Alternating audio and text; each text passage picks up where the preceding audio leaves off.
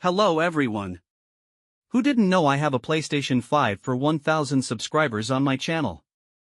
Okay, so this happened to me a couple of days ago, and I still can't quite wrap my head around it.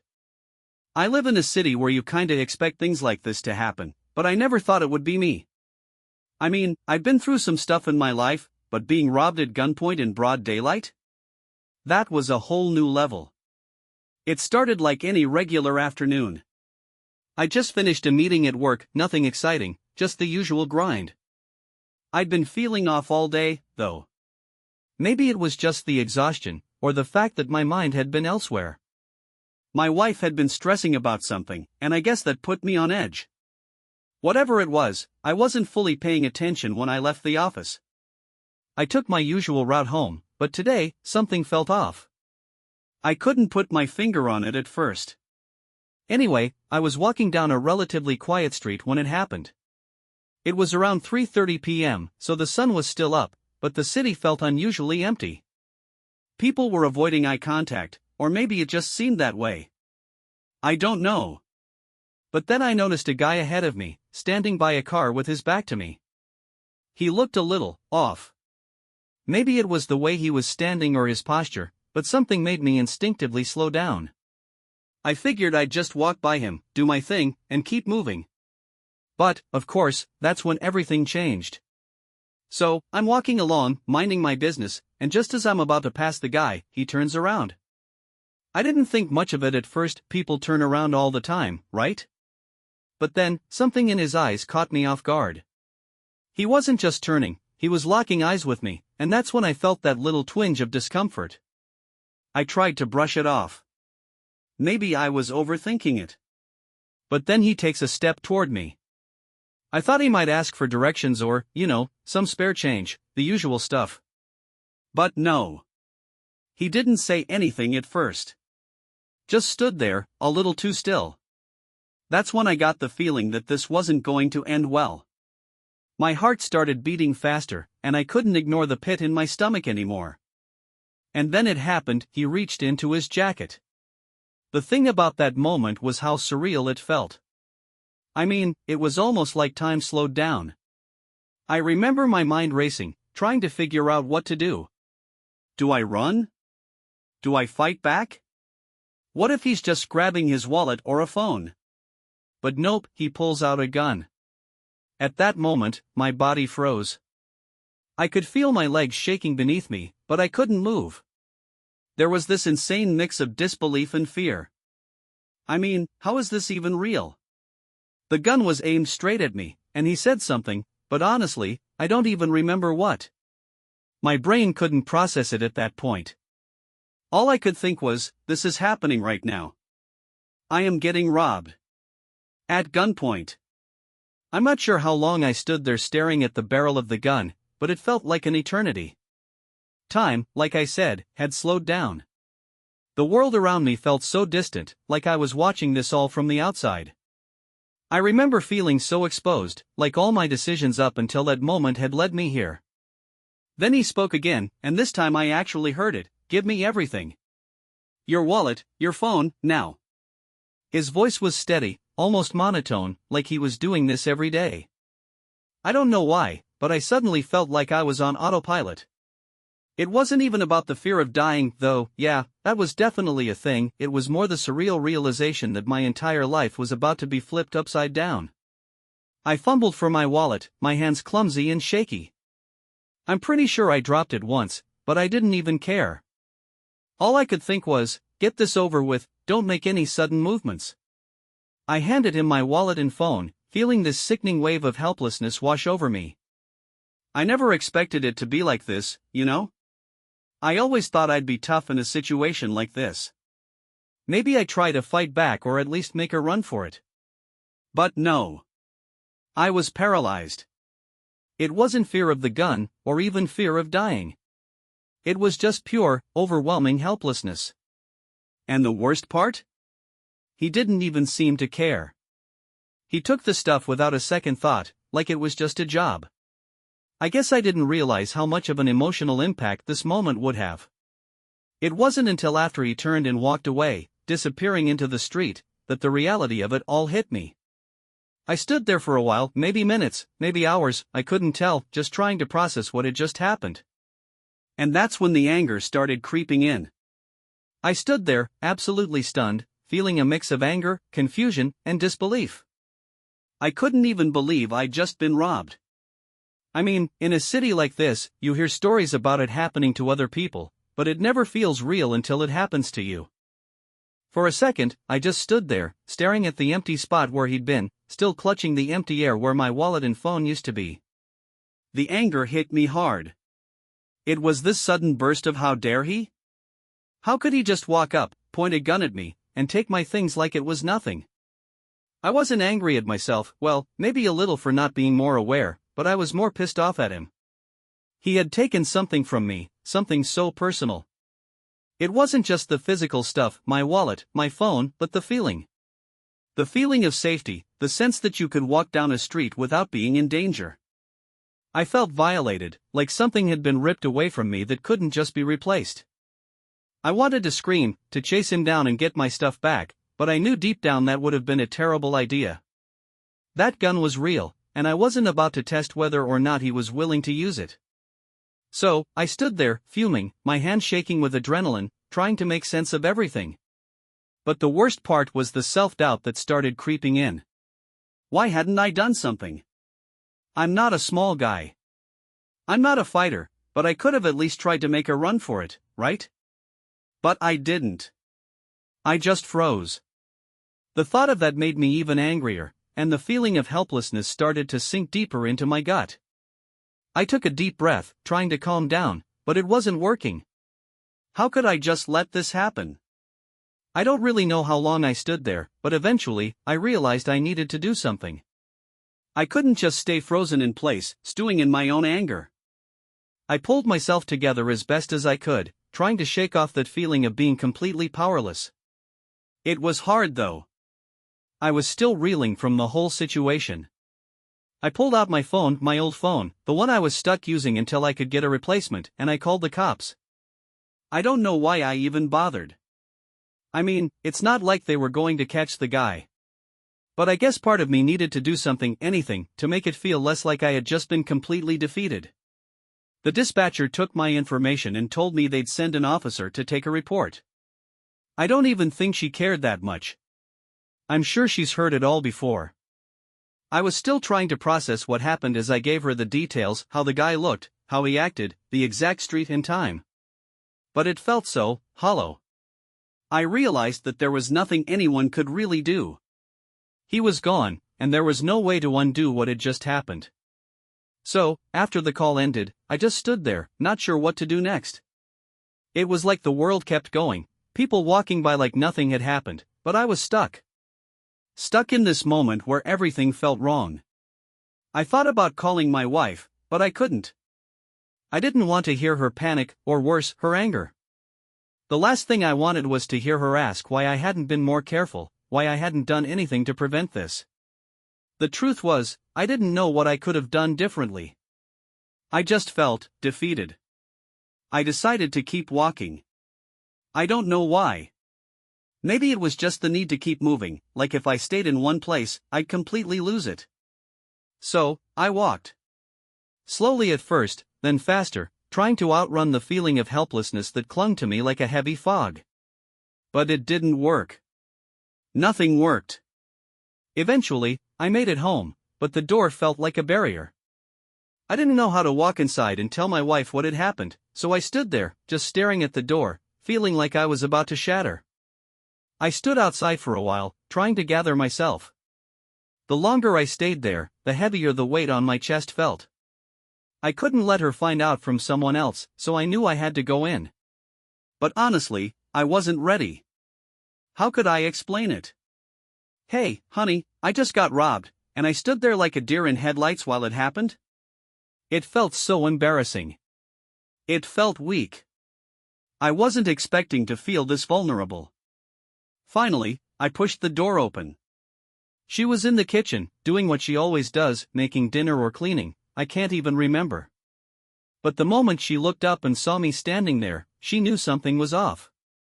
I guess you don't just walk in looking like you've been through hell without someone noticing. What happened? She asked, her eyes narrowing, her voice low with concern. I stood there for a moment, still unsure how to get the words out. I think she saw the fear in my eyes, though. I think she saw the way my hands were shaking, and that was enough. Babe, I started, but my voice cracked, and I immediately felt ridiculous. I don't know why it felt so hard to say it aloud, but I told her. I told her everything, how I was robbed, how I stood there, how powerless I felt. It came out in a rush, all of it, and I could see her processing the words, her face shifting between worry, disbelief, and eventually frustration. I'm sorry, I whispered. The words didn't even feel like enough. I felt like I was apologizing for being a failure. She walked over to me, her expression softening as she reached for my hand. She didn't yell. She didn't panic. But she held my gaze, and I could tell she was trying to understand, trying to figure out how to comfort me. You're not to blame, okay? You're okay. That's all that matters. But even though she said those words, I couldn't shake the shame that settled in my chest. How could I let something like this happen? I wanted to believe her. I really did. But in that moment, all I could hear was the voice in my head telling me that I should have done something, anything, to stop it from happening. I should have been smarter. I should have been stronger. I should have done something. The shame weighed on me like a boulder. Here I was, an adult man, supposed to be strong and capable, and I let a stranger take my things without so much as a fight. It felt like I had failed. Failed myself. Failed my wife. Hell, I even felt like I'd failed society for not standing up against something that shouldn't be happening in the first place. But as much as I wanted to crawl into a hole and disappear, my wife wouldn't let me. She was there, sitting with me on the couch, holding my hand, trying to make me see reason. It's not your fault, she repeated. You're here. You're alive. That's what matters. We'll sort the rest out later. Together. She didn't get it. Not fully, anyway. She wasn't the one who had frozen in place, who had stood there in complete terror, paralyzed by the situation. She wasn't the one who had let a criminal walk away unchallenged. I know she was trying to comfort me, but nothing she said could take away that feeling of having been so utterly helpless. I wanted to scream. I wanted to tell her that it wasn't just about the stuff he took, or the fact that I wasn't physically hurt. It was about the powerlessness.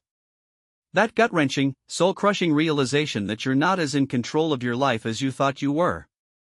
I felt like I had lost something deeper than a wallet and phone. I could feel the tears starting to well up, but I refused to let them fall. I wasn't about to cry about this. But the thing is, my wife was right about one thing. I was still here. I was still breathing. I was still alive, and that should have counted for something, right? After that conversation with my wife, I somehow managed to convince myself that I needed to start moving on. Easier said than done, though. The emotional weight of it all stuck with me. I couldn't just snap out of it.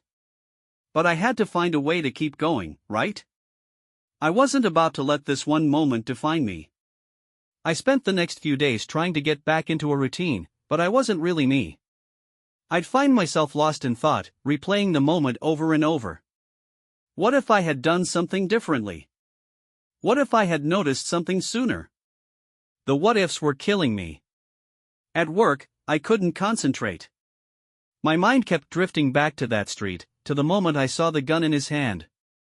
My coworkers were noticing too, I'm sure of it.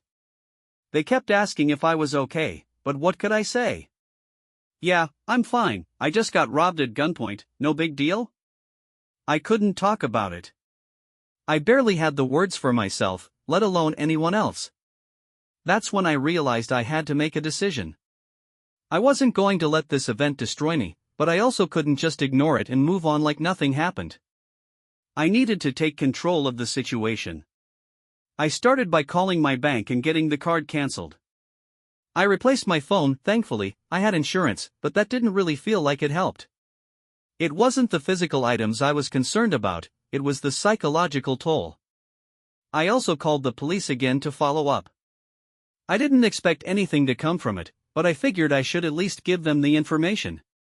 And sure enough, they told me the same thing they had said the first time: there wasn't much they could do without solid evidence. So, I let that go. There was no point in dwelling on the fact that nothing was going to change. Instead, I focused on getting back to being present with my wife.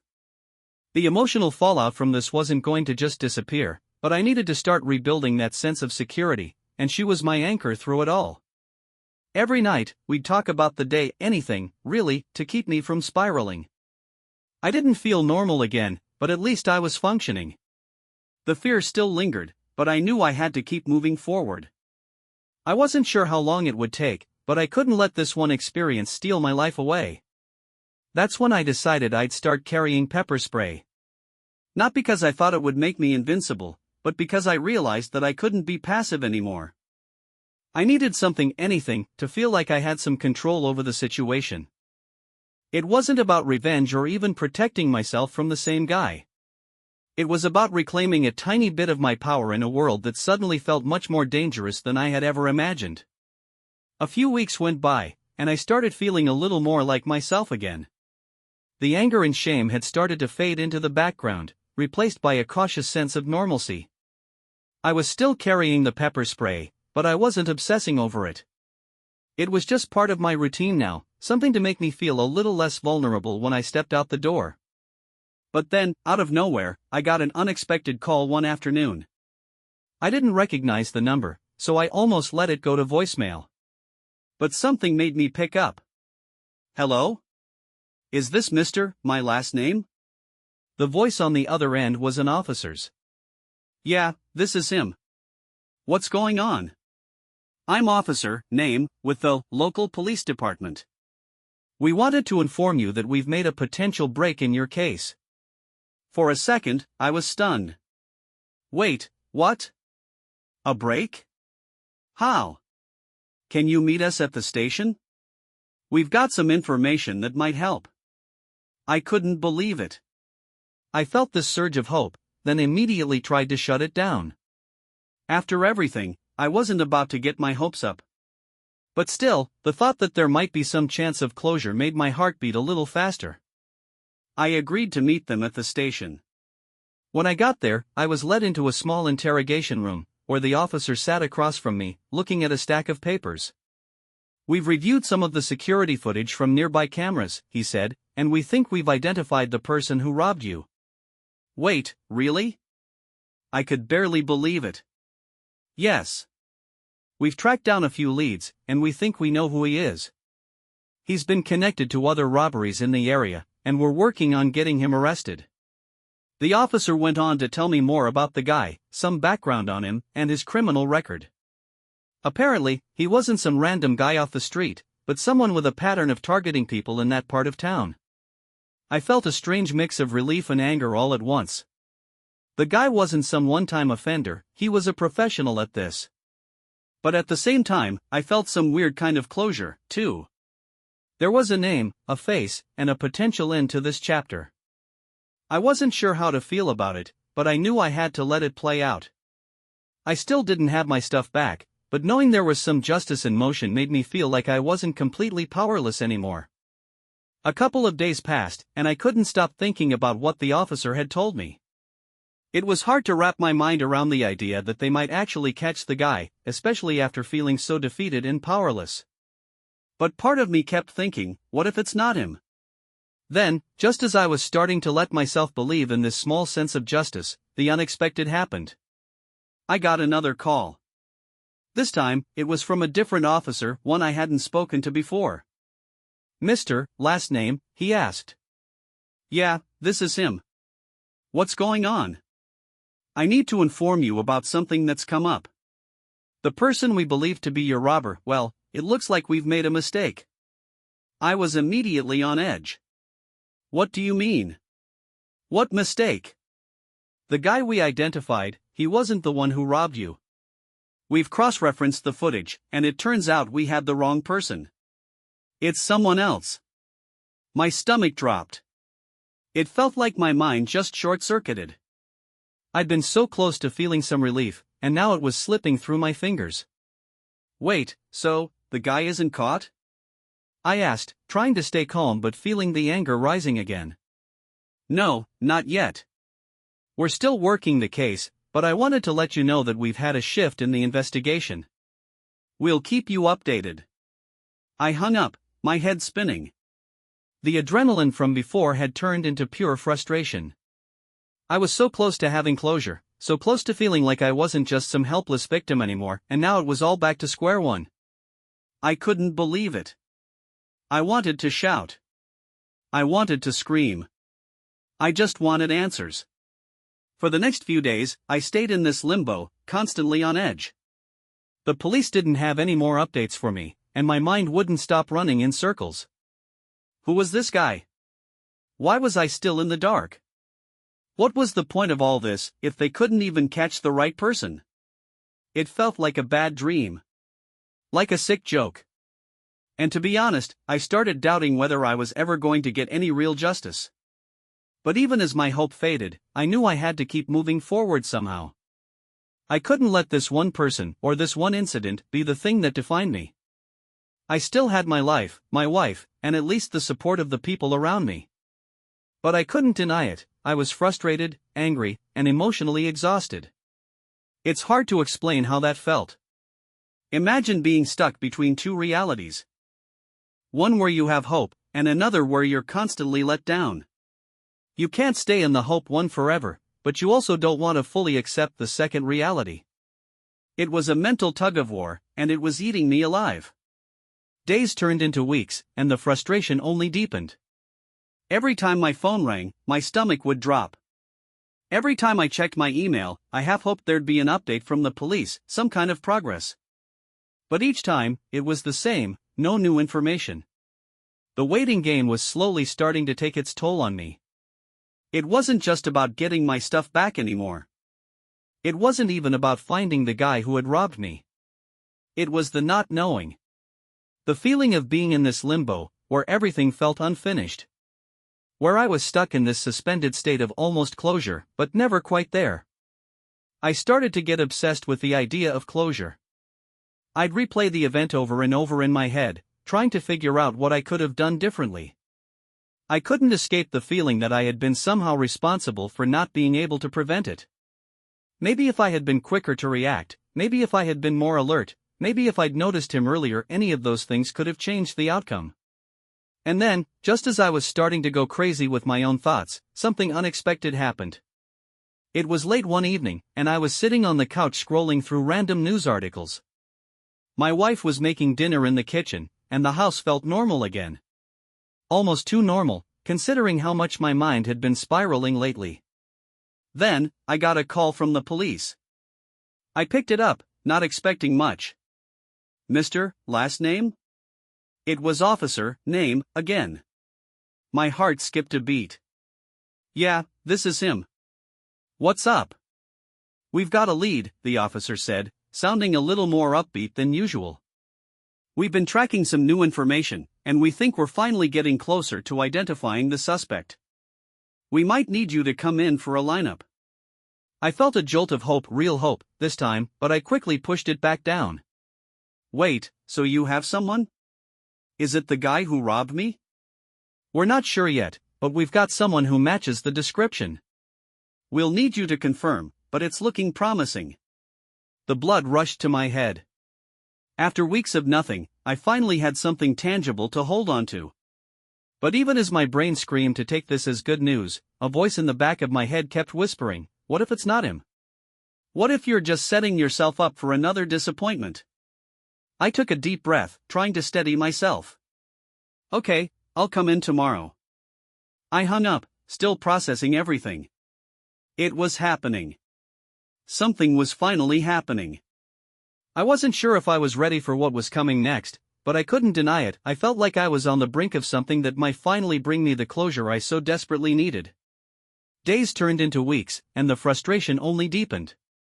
Every time my phone rang, my stomach would drop. Every time I checked my email, I half hoped there'd be an update from the police, some kind of progress. But each time, it was the same, no new information. The waiting game was slowly starting to take its toll on me. It wasn't just about getting my stuff back anymore. It wasn't even about finding the guy who had robbed me. It was the not knowing. The feeling of being in this limbo, where everything felt unfinished. Where I was stuck in this suspended state of almost closure, but never quite there. I started to get obsessed with the idea of closure. I'd replay the event over and over in my head, trying to figure out what I could have done differently. I couldn't escape the feeling that I had been somehow responsible for not being able to prevent it. Maybe if I had been quicker to react, maybe if I had been more alert, maybe if I'd noticed him earlier, any of those things could have changed the outcome. And then, just as I was starting to go crazy with my own thoughts, something unexpected happened. It was late one evening, and I was sitting on the couch scrolling through random news articles. My wife was making dinner in the kitchen, and the house felt normal again. Almost too normal, considering how much my mind had been spiraling lately. Then, I got a call from the police. I picked it up, not expecting much. Mr. Last name? It was officer, name, again. My heart skipped a beat. Yeah, this is him. What's up? We've got a lead, the officer said, sounding a little more upbeat than usual. We've been tracking some new information, and we think we're finally getting closer to identifying the suspect. We might need you to come in for a lineup. I felt a jolt of hope, real hope, this time, but I quickly pushed it back down. Wait, so you have someone? Is it the guy who robbed me? We're not sure yet, but we've got someone who matches the description. We'll need you to confirm, but it's looking promising. The blood rushed to my head. After weeks of nothing, I finally had something tangible to hold on to. But even as my brain screamed to take this as good news, a voice in the back of my head kept whispering, what if it's not him? What if you're just setting yourself up for another disappointment? I took a deep breath, trying to steady myself. Okay, I'll come in tomorrow. I hung up, still processing everything. It was happening. Something was finally happening. I wasn't sure if I was ready for what was coming next, but I couldn't deny it. I felt like I was on the brink of something that might finally bring me the closure I so desperately needed. The next day felt like it dragged on forever. Every minute felt like an hour, and the anxiety kept building. I kept wondering if this would be the moment I would finally get closure, or if it would be another cruel disappointment. My mind was racing, and I couldn't seem to quiet it down. When I finally walked into the police station, the officers were waiting for me, as promised. They led me down the hall to a small room where they explained the process. The officer who'd been in touch with me reassured me that the suspect was just a possible match and that the lineup was the next step. We want to make sure we're certain before we move forward, he said. Take your time. It's important that you feel sure about your identification. I nodded, trying to hide the nervousness creeping up on me. My heart was pounding in my chest, and I was struggling to keep my hands from shaking. I wasn't prepared for the emotional toll of this next step. After everything, seeing the person who might have robbed me felt like crossing some line I wasn't ready to approach. They brought me into the lineup room. It was just like you'd see in the movies, with a one-way mirror and several individuals standing against the wall. There were 5 men, and they all looked more or less like any other random people you'd see on the street. But in that moment, each one of them seemed to carry the weight of everything that had happened to me. The officer asked me to look at the men, one by one, and see if any of them looked like the person who had robbed me. I tried to focus, tried to shake off the nervousness, but the moment I locked eyes with the first guy in the lineup, I knew. It was him. He looked a little different than I remembered, but there was something in his eyes, a coldness, that clicked with my memory of the event. The way he looked at me back then, like he didn't even care. It was unmistakable. I had to take a deep breath to steady myself. I didn't want to make a mistake, but at the same time, I felt a sense of certainty I couldn't ignore. That one, I said, my voice firm but shaky. It's him. The officers nodded and stepped forward, confirming the identification. My stomach dropped, but at the same time, I felt this strange mix of relief and anger wash over me. This was the moment I had been waiting for, but now that it was real, it didn't feel as satisfying as I thought it would. It was like part of me had been hoping I'd be wrong, that it would all just disappear. But it was real. the suspect had been caught, and they would move forward with the charges. I left the station that day with a lot on my mind. I had identified the person who robbed me. It was done. But somehow, it felt like there was no easy, happy ending. The anger was still there, the sadness was still lingering, and I realized that closure wasn't something that just happened, it was something you had to accept in pieces. But at least I had the answers I was looking for. At least something had moved forward. That was something, right? In the days after the lineup, I felt odd. I'd expected to feel some overwhelming sense of closure, like a weight lifting off my shoulders. But instead, there was this quiet emptiness that I didn't know how to deal with. I had finally identified the guy, and the police were moving forward with the case. That part was good, right? But for some reason, it didn't feel good. I think part of me was hoping that once this was over, I could just forget about everything, the fear, the helplessness, the anger, the shame. I thought once I had answers, I could move on. But it wasn't that simple. The robbery had left scars that weren't just about the stolen wallet or phone. It was deeper than that. I spent the next few weeks trying to make sense of all the emotions. On the surface, I was fine, I was back at work, doing my routine, trying to act like everything was normal. But every time I went out in public, there was this gnawing feeling in the pit of my stomach. I started to notice every person who walked too close, every shadow in the corner of my eye. My mind was constantly scanning for danger. I started to feel paranoid. Not just in the usual way, but in a way that felt unnatural. Like I was constantly waiting for something bad to happen again.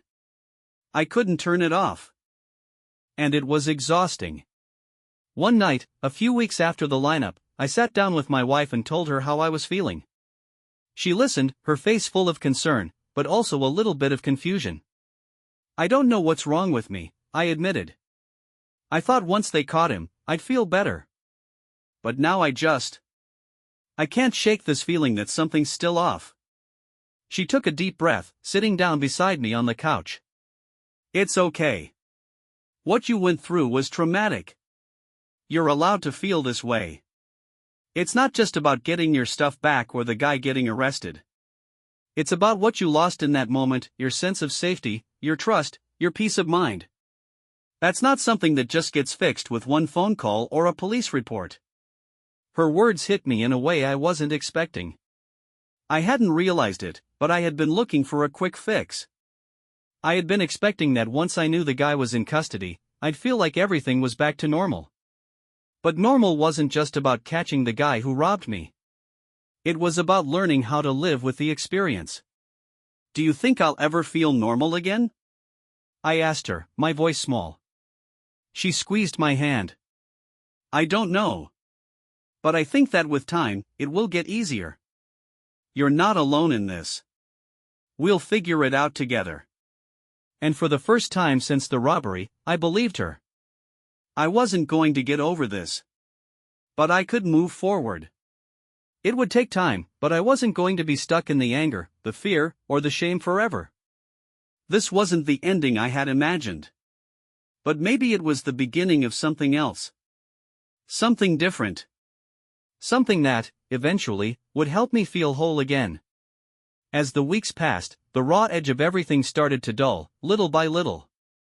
But the journey wasn't linear. Some days, I felt like I was back to my old self, laughing at dumb jokes, working hard, and walking through life with the same sense of security I had before the robbery. On other days, I'd feel that wave of anxiety and fear hit me out of nowhere. It wasn't just about the physical act of being robbed anymore, it was the aftermath, the mental and emotional struggle that I wasn't prepared for. And that was the hardest part. I had to learn to adjust to a new version of myself. A version of me that was a little more cautious, a little more aware of the world's unpredictability. I started talking to a therapist. It wasn't easy at first. I wasn't used to sharing my feelings in that kind of environment. But, surprisingly, it helped. It helped more than I expected. I learned that what I was going through wasn't uncommon. Trauma doesn't just go away because the external situation is over. It lingers. And I wasn't weak for feeling the way I did. With time, I learned that my feelings were valid. It was okay to be shaken up. It was okay to feel vulnerable. I didn't have to put on a brave face all the time. I could let myself heal in my own time, in my own way. My wife was a huge part of that healing. She didn't try to rush me through it. She was patient, understanding, and she reminded me that it wasn't about getting over it, it was about accepting that it had happened and learning to live with it. We started taking walks together in the evenings. Little by little, I began to reclaim parts of my life that had been taken from me. The fear of being in public lessened. I still carried the pepper spray, but I didn't obsess over it. I found myself smiling more, even in the midst of all the uncertainty. I won't lie and say everything's perfect now. I still have my moments. There are days when I'm suddenly overwhelmed with a sense of vulnerability, when I catch myself flinching at loud noises or feeling paranoid when people get too close. But I'm learning how to cope with those moments, rather than let them control me. I've also learned to appreciate the little things more.